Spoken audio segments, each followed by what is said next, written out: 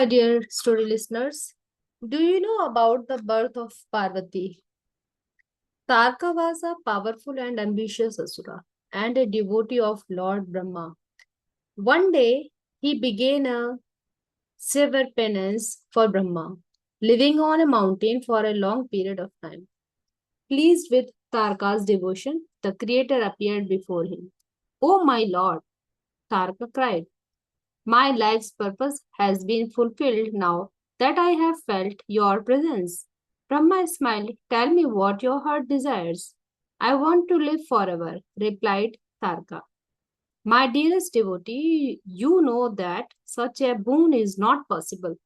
Why not you ask me for something else? Tarka thought for some time. I don't want to die at the hands of just any man or woman. If I must perish, I would rather it happened at the hands of the son of Shiva. He said, knowing full well that Shiva, grief stricken by the loss of Dakshayani, was far from even the thought of marrying again. So the boon would actually make Tarka invincible and keep him safe from Yam, the god of death. Brahma understood Tarka's intention. Nevertheless, he said, so may it be. His penance now complete, Tarka descended from the mountain and returned to his abode. Over time, he created a powerful army, headed by 10 cruel generals, and then he went on a rampage, conquering kingdoms, abusing living beings on earth as well as the gods above. He terrorized them also much that everyone began praying to Lord Vishnu. Vishnu heard their pleas.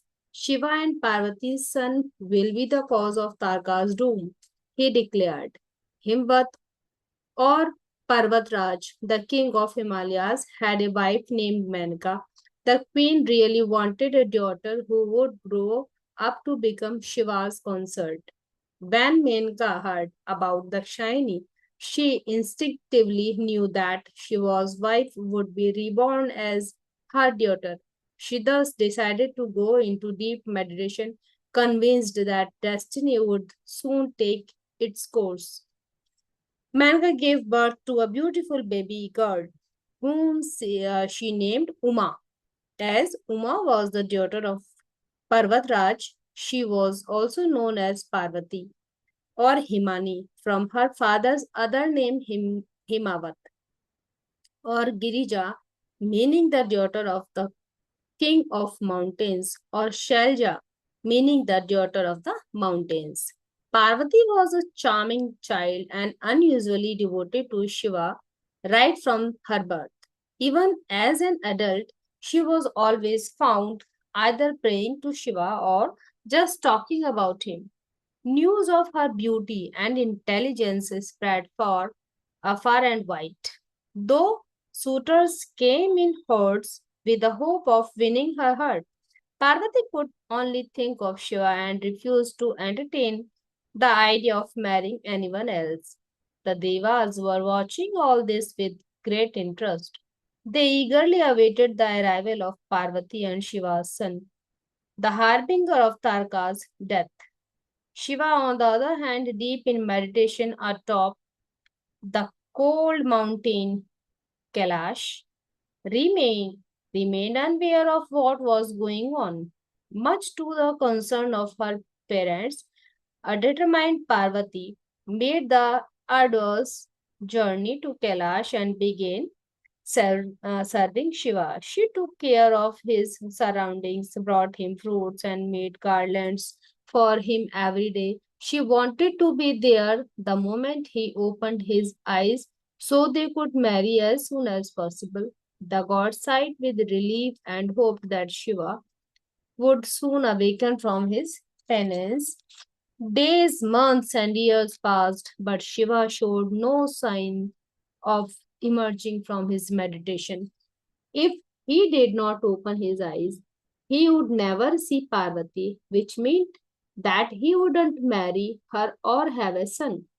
And if the current state of affairs continued, Tarka's cruel reign would be the end of everybody. Frustrated, the gods decided to take matters into their own hands. All the realms were in grave danger. They had to intervene and force Shiva to awaken, but who would take the risk?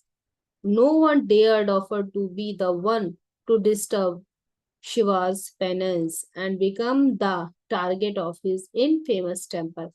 Everyone knew that when he was extremely angry, his third eye would be open and immediately spew a great fire that destroy everything in its path.